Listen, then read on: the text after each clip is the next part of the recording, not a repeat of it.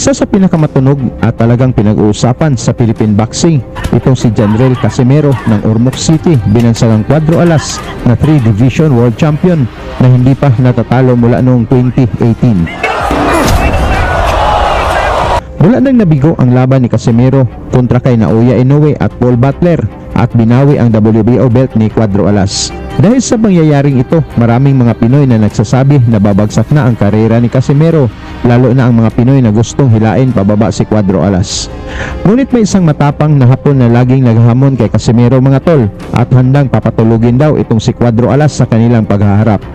Ito ay si Ryo Akaho mga tol na may 39 wins, 2 losses at may 26 knockouts ng Yokohama, Japan. Hindi ito basta-bastang kalaban si Akaho mga tol dahil nagmula ito sa 13 na magkasunod na panalo at ang lahat ng ito ay ginanap sa Japan, kung saan nagkatotoo naman talaga na si Casimero ay pinabagsak ni Akaho sa kanilang laban. Halika mga tol, ating balikan kung paano nakaligtas si Casimero mula sa pagbagsak at binugbog itong si Akaho hanggang sa nagdrama na lang sa laban.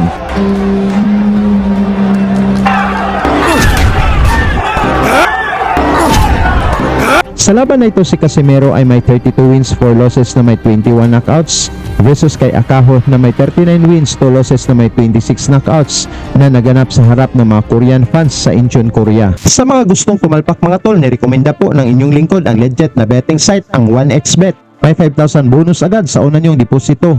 Nasa Pilipinas ka man o sa ibang bansa, napakadali lang mag-register. I-click nyo na lang ang link na nasa description at nakapin sa comment section. Gamitin nyo lang ang promo code na 1XA3TV upang ma-avail nyo ang 5,000 bonus sa una nyong deposito. Dito pwede kang tumaya sa paborito mong sports gaya ng boxing, PBA, NBA, MPBL at marami pang sports. Dito sa 1xBet mga tol, may 5,000 bonus ka na, napakadali pang mag-withdraw. Pwede mong gamitin ang Gcash, Paymaya, Crypto at dapat maging responsable lang po tayo sa pag-bet. Sa unang round mga tol, naging agresibo agad itong si Casimero na gustong pabagsakin itong si Akaho, ngunit nagpakawala din ng counter ang Hapon.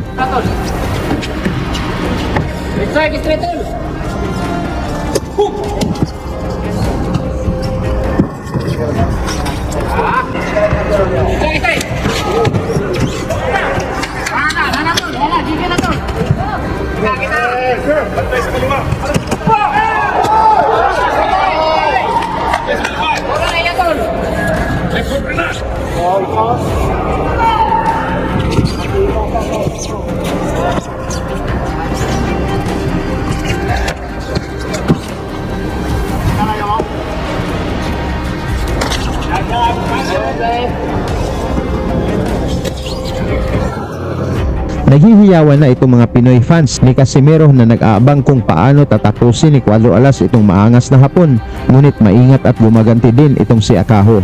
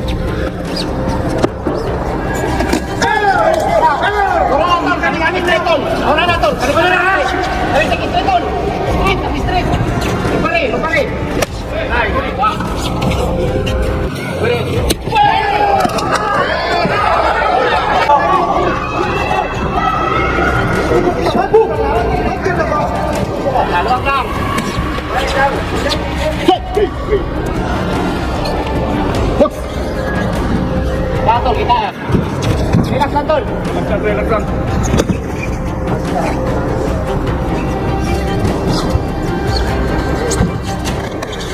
Kita, kanan. Kita.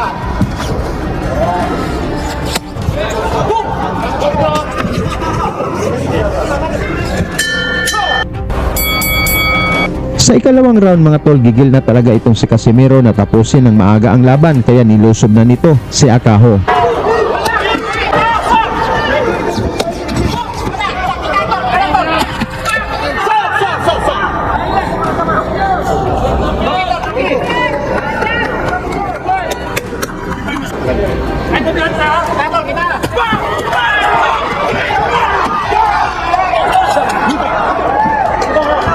Mula sa atake ni Cuadro Alas mga tol, mabilis na counter ang pinakawala ng Hapon at napatukod ang gloves ni Casimero kaya binilangan kaagad ito ng Hapon na referee.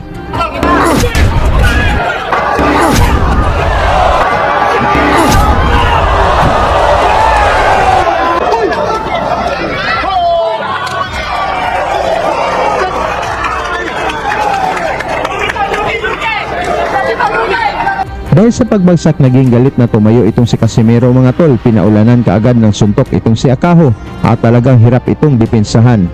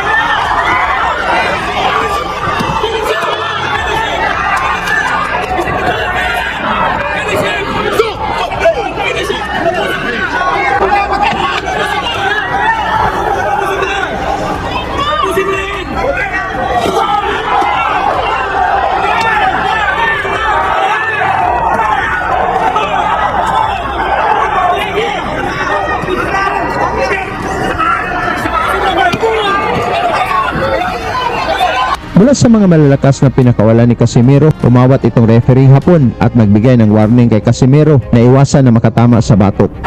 Ngunit nang nakita ni Akaho ang pag-warning ng referee, dito na ito nagdesisyon na magdrama na nasaktan siya dahil tinamaan sa batok. Ngunit kung panoorin ng slow motion, hindi naman talaga ito tinamaan at talagang late reaction pa ang ginawa ni Akaho nang nakita na lang nito na nag-warning ng referee. Ngunit tinuluyan pa rin ni Akaho mga tol ang pagdrama upang maiwasan ang pagbagsak mula sa atake ni Casimero.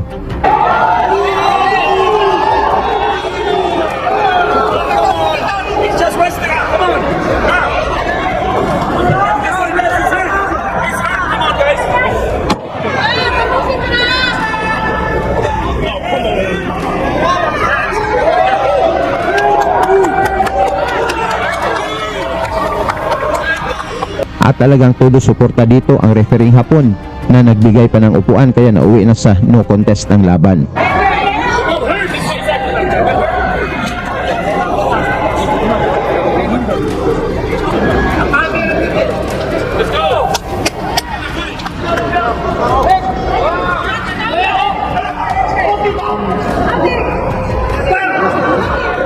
Ngunit nang pinag-aralan ito ng Korean Boxing Commission, napalitan ang resulta ng laban. Mula sa no contest ay pinalitan ito ng knockout sa round 2 na panalo ni Casimero.